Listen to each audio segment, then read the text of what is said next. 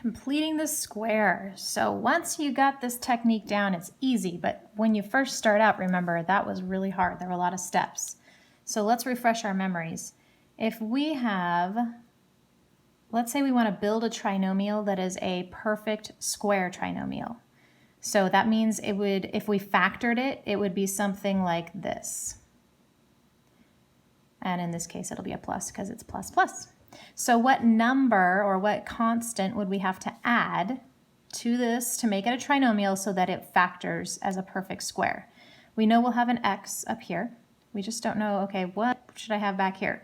So this is what you have to take the middle, what would be the middle term. So 8x would become the middle term once we add a third term. And you divide it in half.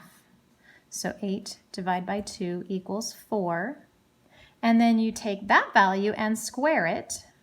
So 16 would be the number we would add, or the constant we would add to this trinomial to make it a trinomial square. And the factored version would be x plus 4, quantity squared.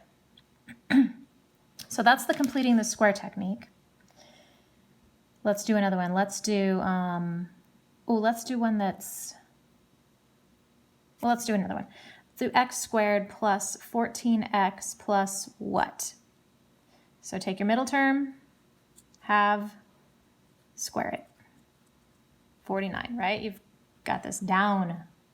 So what do you do when it's not pretty and even? X squared plus, let's do 15x plus something.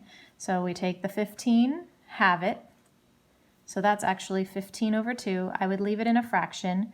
And then we take 15 over 2 and square it. So that's 125 over 4.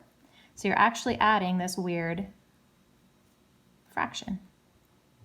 And the factored version of this would be x plus 15 over 2 quantity squared. So the title of this whole thing is, it says on the site, we're solving by completing the square. So we're actually going to turn these into equations and solve. So here we go. Let's solve by completing the square. I want to find a nice example. Let's do solve by completing the square. X squared plus 6x plus 4 equals 0. And you say, wait a minute, Ms. Carty, that's already a trinomial.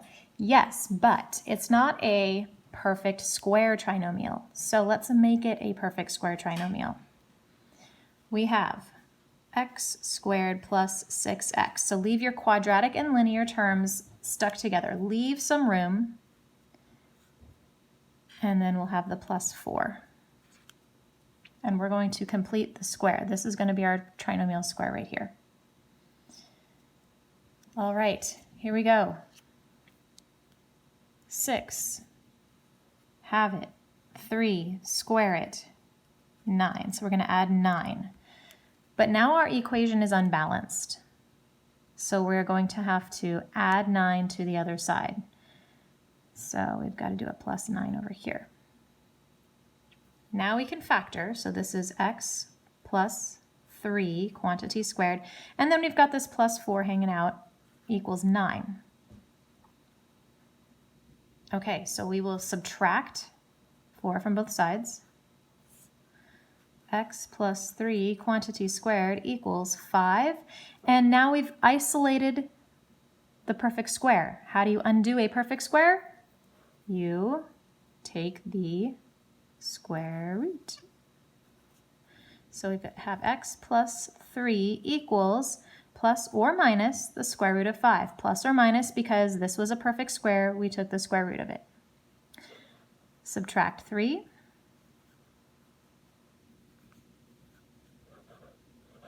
Oh gosh, that doesn't look very good, does it? Subtract 3 from both sides, so we'll do minus 3, there we go. X equals negative 3 plus or minus square root of 5. So these are two solutions, right? Negative 3 plus square root 5 and negative 3 minus square root 5. So that's solving by completing the square. I'll do one more example. I know it's a lot of steps and a lot to keep track of. Here we go. Let's do one with subtraction. We're going to solve by completing the square. So we'll do x squared minus 8x plus 3 equals 0. Here's our quadratic and linear term, so x squared minus 8x plus something plus 3 equals 0. Middle term, negative 8. I shouldn't say term. I should really say coefficient. I'm sorry. Have it. It's a negative 4. Negative 4 quantity squared is a 16. So we're going to add 16 and add 16. We're balanced. Now we can factor our perfect square trinomial. So this becomes x minus, right, minus sign here, minus 4, or minus sign there, quantity squared plus 3 equals 16. And we will isolate our perfect square trinomial, or perfect square. Let's see, minus 3, so that equals 13. Then we can do the square root of both sides. So x minus 4 equals plus or minus square root 13. Add 4 to both sides. So x equals 4 plus or minus square root 13. There you go. All right. Practice well.